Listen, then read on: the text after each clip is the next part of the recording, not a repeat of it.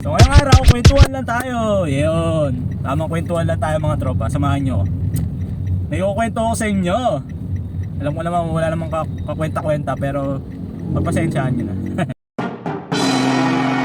Good morning tropa.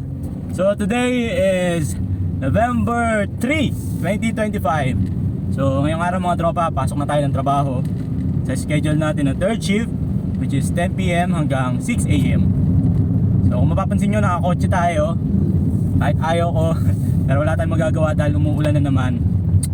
Yan ang problema pag umuulan, ang hirap magmotor.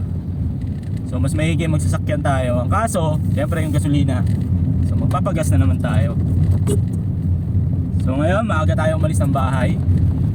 Kasi ibang takbo ng kotse kumpara sa motor. Di hamak na mas mabilis pag nakamotor tayo.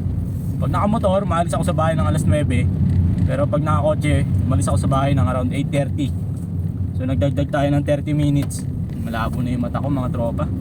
Labo rin ng windshield natin. Ano bang nangyayari? Kailangan ko na yata ng pampalinis ng windshield. So baka may alam kayo, yung mura lang. Minabili ako sa sa mall, yung mga nag-aalok, mga naglilinis. Kaso iba yata yung sample nila sa actual na binigay sa amin. Ginamit ko pero parang walang nangyari. Anyway, nabili na rin naman namin. So tapos na yun. Taon na rin naman yung lumipas. So ngayong araw, kwentuhan lang tayo. Yun, tamang kwentuhan lang tayo mga tropa. Samahan nyo. May kukwento ko sa inyo. Alam ko naman wala namang kakwenta-kwenta, pero pagpasensyahan nyo na. So katulad kanina, di ba yung kung napanood yung vlog ko, laking pasasalamat natin kay God. Kasi nga, kabenta tayo. So kapos kami ngayon sa budget. Gawa nga nung bills, grabe, kuryente namin 5,000. Parang yung sahod ko doon lang mapupunta pambayad ng kuryente. So tuition ng mga bata, nauna yung bunso ko, may budget pa para doon. Kaso yung sa panganay ko na para bukas, wala talaga, kapos. So sabi ni misis ko meron daw akong naitatabi. Sabi ko meron naman, kaso kulang pa, 1.5 pa lang. So ginawa ko, pag uwi ko galing ng trabaho kanina, hindi muna ako natulog kahit nantok na ako. Ginawa ko, nag-post ako ng mga laruan. Kasi meron pa akong mga hindi na-post na laruan. So pinost ko lahat yun. So habang na-post ako, sabi ko kay God, Lord, tulungan mo nga ako Lord. Sana makabenta ako ng at least 500 bago ako matulog, para wala na kaming problema ni misis para bukas. Tapos maya bigla na lang may bumili ng item natin. So 3 yung binili.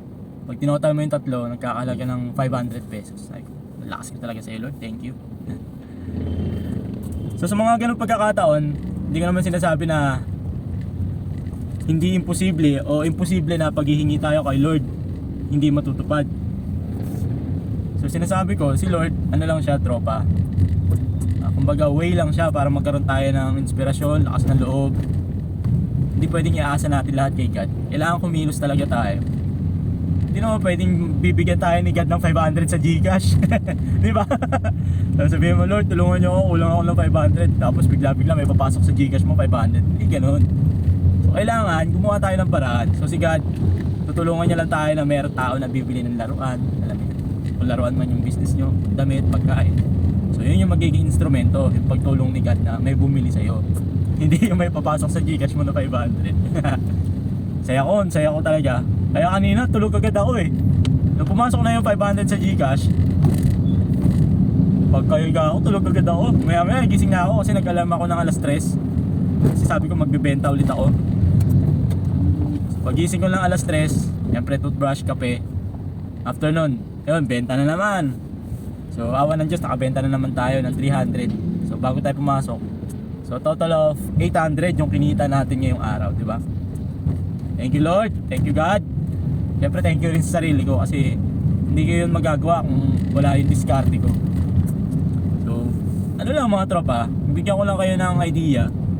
Kasi nanggaling ako talaga sa yung sa wala. Alam niyo yun, yung hindi ko pinapahalagahan yung diskarte para magkaroon ng pera. Inuuna ko pa yun dati.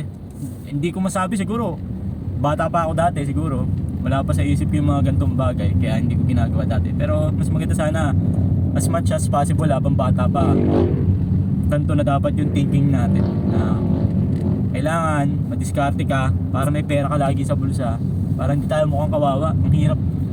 Ang hirap ng walang pera, sa totoo lang. Napakahirap. Pag wala kang pera, napakaliit mo. Subok ko yan. Pag wala kang pera, hindi ka kilala ng tao. Pero kung may pera ka, kahit di mo sabihin sa kanila, ang sarap maglakad. Di ba? Kahit na tingin nila sa'yo wala kang pera, kakain ka sa restaurant, kahit na hindi ka nila pinapansin, eh may pera ka. Magugulat na lang sila, nandun ka na sa counter, magbabayad ka, umu-order ka. Di ba? Yun na yung ibig kong sabihin. Kaya habang bata pa kayo, mga kabataan dyan, maging business minded na kayo. Maniwala kayo sa akin, walang yung mayaman bilang isang empleyado. For example ako, isa lang akong production operator. Aasa lang ako doon sa sahod ko. No, it's a big no. Maniwala kayo sa akin. Pambayad lang ng bills yan sasahurin nyo sa isang kumpanya. Kulang yan. Lalo kung may anak kayo. Paano pa yung pag-aaral ng anak nyo? Gaano kamahal ang kolehiyo? Diba? Kaya hindi biro ang buhay kapag hindi ka handa. So sa mga makakapanood nito, pwede nyo sabihin na hindi totoo yung sinasabi ko, or bakit naman namin gagawin yung sinasabi ko.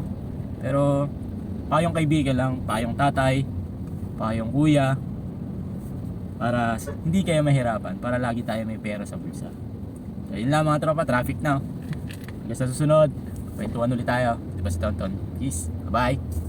Basta traffic.